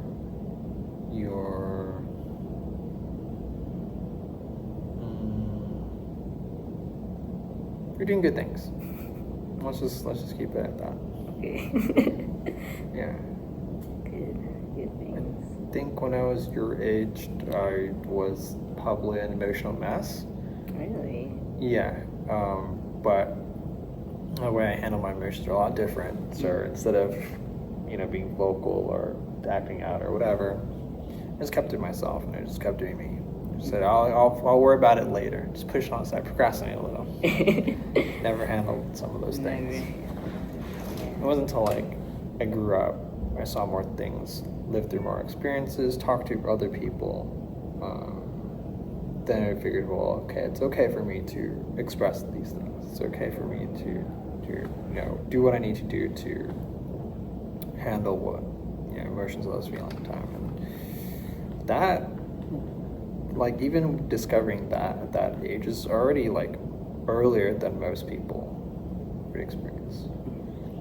But not a therapist, didn't study psychology. These are all just anecdotal. But for me, I just think that it's pretty important that you, I guess, I wouldn't say necessarily just students, but just people in general, they have, maybe not emotional awareness, not the right word, but something along the lines of that, right? Yeah. It's they can actually talk about the things they feel, as well as learning those things. But a lot of this stuff, I think, as a kid, you either take for granted or you're just ignorant of. Ignorant, not in a bad way, but you just don't know. And no one really talks about these things. So it's good. It's good that you do these things for yourself. I think it's very healthy. That's it. Nice. Well, that's good to hear. Sometimes I think I'm too into that, emotional side. So I think it's fine. It doesn't. Okay, if we're on two ends of the totem pole, right? I have less emotions to construe, and you have more English. That's fine. Yeah. This works for me. Maybe that works for you. Mm-hmm. And in there, at the end of the day, it's perfectly fine. Because like, from what I kind of see, is like society is more pushing on to like, you shouldn't be so soft on a lot of things, or so emotional on a lot of things. Like, I think it's like there's two very big arguments for that, right? Like, yeah, one side of it is saying like, oh yeah, you guys are, I think what your generation calls, they're like soy boys or whatever. Soy boys? Yeah, they're like soft. What are these? I've never heard. I don't make the terms. I just what hear is them a soy boy? You can look that up on your Okay. Okay. Yeah. But just been a bunch of softies, right? Mm-hmm. Just because they're expressing their emotions, and the people that are against it usually grew up in a environment where that was considered soft, right? Mm-hmm. So there's like a huge paradigm shift where a bunch of people are kind of tired of hearing that old head mentality, right? There's a lot of stigma involved, right? I think like other cultures too. It's like, well, guys aren't supposed to cry or feel a certain way or do whatever, right? And then, very gender-esque assigned stuff as well. And there's a bunch of like old stuff, right? Old beliefs. And now that you clash with like the new generation, right? Mm-hmm. Who are a little bit more, not outspoken, but they're a little bit more open about talking about those things and kind of confronting those philosophies, right? So you kind of see both sides. But I think it's good. It's good to talk about those things.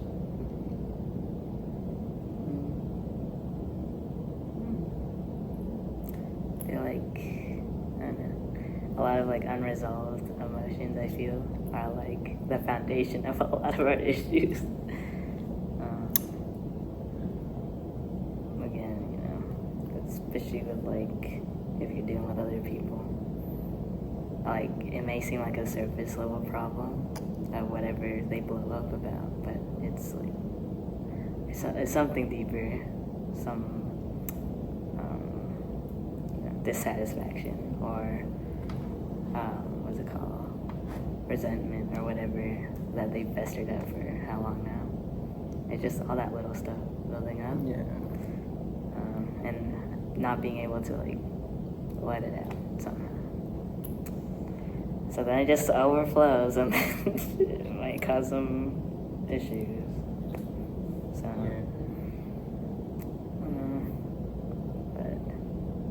Yeah. I make it a point to keep that side of myself alive as long as I can.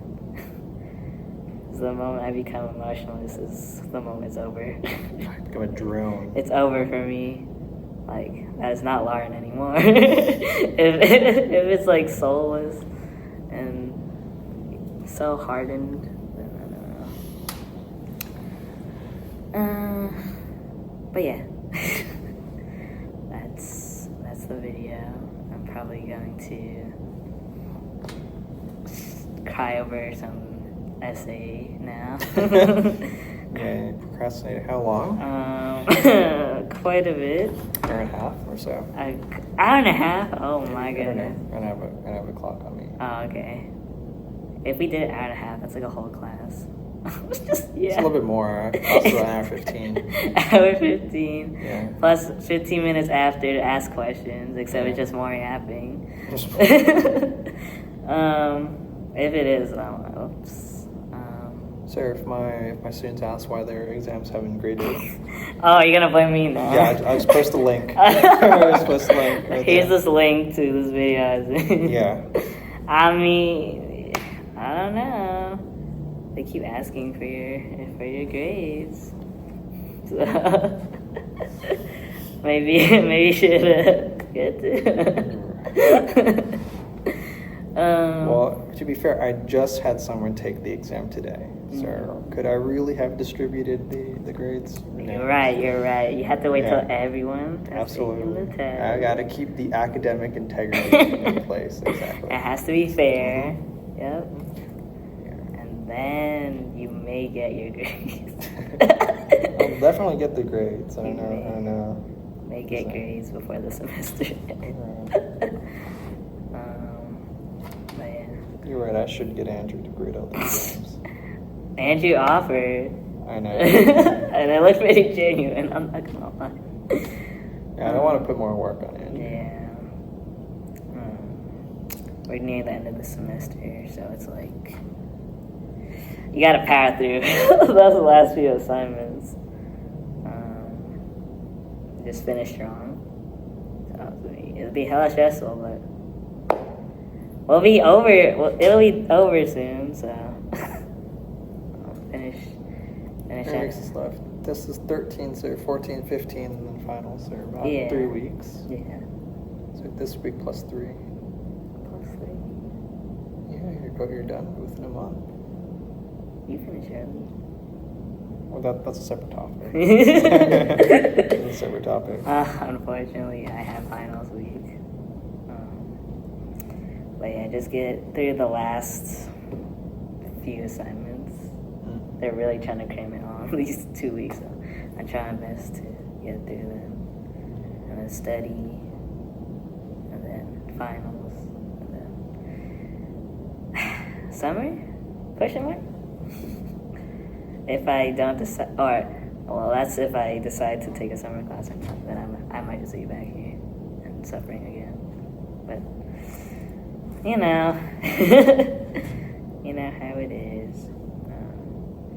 We'll have some fun stuff though, like level up, and then I don't know. We'll see if I do anything for my birthday. Might just be working, but that's life. I'm growing up. Usually we celebrate birthdays on weekends, even if it doesn't land on the weekend. That's what I'm saying. So yeah, my life. Birthday falls dead in the center of the week, like Wednesday. What? Yeah. Always stuff to do, but I don't know. We'll see if I'm like not dead. If I'll plan with something. So a week and a half from now. Week and a half. Yeah. Time just get your stuff in early. Who does that? Who does that? You're a responsible person who wants to celebrate their birthday on the day of. Yeah, who do that? That's up to you, though. Your life. Day of I feel like even if I didn't have anything to do the day of, it's like, what would I even do? I'm at school, like going to class, I go to work, and then that's it. Like, I'm not at home, my friends are not around, especially on Wednesdays. Like, you're not here on Wednesdays, so it's like, well, what do? I just go home and rot for my birthday. So I guess it's good to be busy for that day, because I don't know what else I would do. I mean, I could be here on Wednesday. What do you mean? Like, you don't have to. So it's like, you're right. I'm not required to. Yeah, be here on Wednesday, you're not required to. So it's like, it's more likely, like, if you're not required to go, you're probably not going to go. No, but if someone's like, hey, can you show up on Wednesday? Be like, okay, fine. You show up on Wednesday and. Okay. I've done it a few times already this semester. Really? Like when you weren't. Yeah, because one of my students can't make office. Mm-hmm. They can only make it on Monday, Wednesdays. Yeah. And it's okay. Well, we can schedule office for Wednesday. That's fine. Mm-hmm. So that's what I'm saying. Like you just have to reach out sometimes. I can't read your mind. Your other professors can't read your mind. Right. I don't know that you can't make it to office. You didn't tell me that when I asked, are these hours okay? Mm-hmm. What am I supposed to do from then? That's true. So I reached out to students like, hey, you're not doing so well in this class. I said, you should, like, do you need like help? Do you need extra hours? Do you, And they're like, yeah, I would like to have, some time to meet on these days, but you're not in office. I was like, that's okay. You can make more office hours. But I can't make them unless you tell me, right? I'm not just going to, make office hours just because. Yeah, cut a block of time that no one asked for, But if you ask for it, then it's like, okay, yeah, now I'll cut a block of time, and that's more meaningful than. Yeah, a few of my students were like, oh, we can't make it to office this time. They sure have got other times on it's okay. Or we can meet online, or I can, we have more correspondence through messaging, like emails and stuff. Yeah. That's okay too. So one of my office hours ended up being online. So I'm like, well, I can't literally be here that day. Yeah. But we can go on like Zoom or whatever, and then we talk about the questions you have so that you can study for your final or your exam, whatever it is. And then that worked out. And draw them some graphs. On like like some charts and stuff. Interesting. But I mean, the technology's there, I have a digital whiteboard I can just draw on and just, and it's like office hours, just remote. It's fine. Yeah.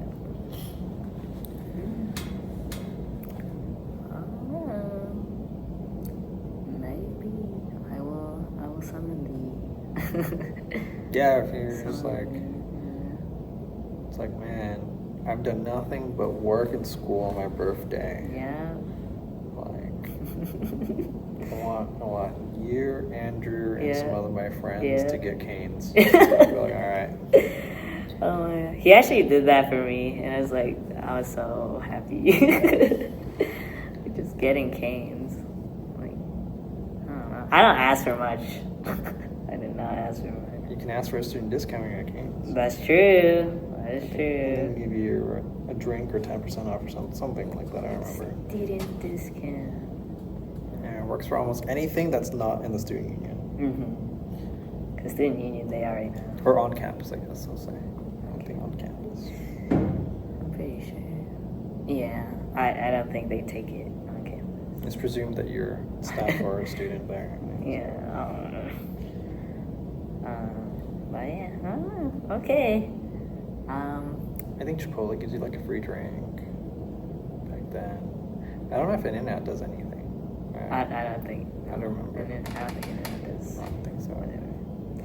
Because they're kind of like, they're really close to campus, so they're like. Oh, Chipotle's across the street from campus, but they'll give you a drink. They expect like a lot of the customers to be students. Yeah, I don't know. So maybe they stop asking or start using that. But I don't know if you're not preoccupied with anything, maybe Next week Wednesday. Next Wednesday. It doesn't have to be that day either if it doesn't work. That's just when it happens to be. But whenever it works, maybe I'll plan a little something. Maybe I'll just head out and have a good time. You can get pretty far in life by just asking things.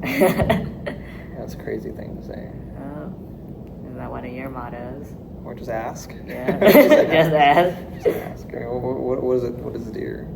You may receive. Yeah, ask and you may receive. That's true. Yeah. Ask and you may receive. But if you don't ask, then you can't receive. Because they don't know. Yeah. There you go. There's another one. It doesn't hurt. It doesn't. Ask. Usually it doesn't hurt to ask. Usually. Put an asterisk there. Sometimes it maybe does hurt. It does hurt. Can't think of a scenario, but I mean... There probably is one. Somewhere. Yeah, probably. There's probably a time and place where asking is probably not appropriate.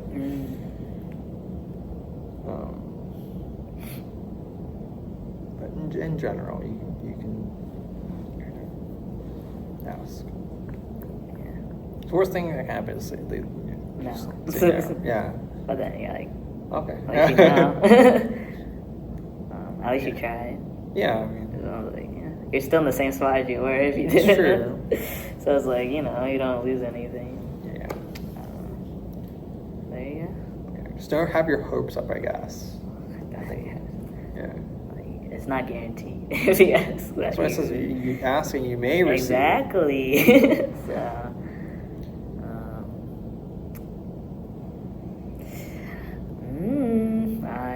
I'll ask for something maybe next week. I don't know what to, but we can do something if people are down. And then he gave me a blind box for the birthday. Oh, it's not blind box. It's not a blind box. Okay, I told you that I still don't know what it is then. That bag is literally I'm just reusing the bag. It's not a blind box. It's not from Walmart. I don't know, cause I remember you telling me for some of your friends you just give them a blind box. Yeah, that's for Christmas. It's only for Christmas. It's only for Christmas. Only for Christmas. Oh, okay. In my friend group, I give them all blind boxes. Mm-hmm. No one can complain what they got because they pulled their own blind box. So it's just like, It's a mystery to me too. It's the most systematic thing to not piss off anyone. So I was like, okay, that's what I thought it was. No. But I guess it's only for Christmas. So that is only for unless that person specifically likes blind boxes, I will not go out of my way to give them a blind box. Okay, so yeah. Should I open or should I save it? Oh, I don't know. It's up to you. It's not wrapped. I don't know what it is. Even just looking at it, I don't know what it is. That's tough. I'm like, what is this? What is this black box? It's like that same dilemma of did I open the gifts before Christmas? Or Schrodinger's gift. Or do I wait till Christmas? You'll never know until you open it. Exactly. I don't know. I'm tempted, but maybe I'll save it as motivation to get my work done. Get my work done and then make it to next week, and then I can open it. That's up to you. Yep. That's your own peer pressure. Yeah. It's the reward. I can't give it now. Okay. I mean, whatever you want to do with it. It's out of my hands. It's in my hands now. So. But yeah. Should be good. Hopefully not too much editing. I know this one's kind of a longer one. I don't think you have to edit. Well, I mean, if it doesn't upload because it's too large, maybe you have to cut it. But I don't know. People upload their VODs all the time, so That's it's true. like those are like hours long streams. So it's like these aren't too bad. It's just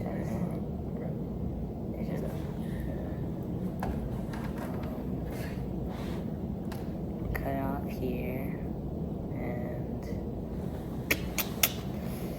usually I say like something to sum it up as like we've covered quite a bit of topics, so I was like, I don't know how to sum it all of that up into a summary. I think you did best earlier when you gave your little advice to your future self. Oh yeah, but I was reiterating what I already made a video of, so it's like.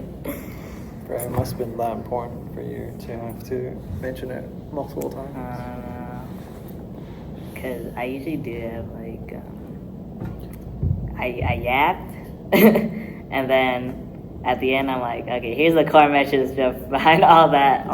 What is the Sesame Street word of the day? The Sesame Street.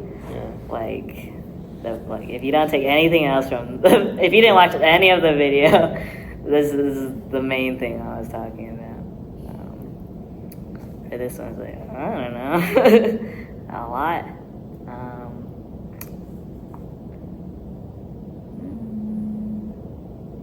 doing okay. You're doing okay. You're doing okay. And yeah. Like, I think a lot of the worries you have is like, you'll make it. You'll make it. You'll make it from them. And then, you grow as a person with it. And then, and that's Doc. This is a very important person in your life right now. So, appreciate everything he's done. For supporting me. For supporting me through it all this past year.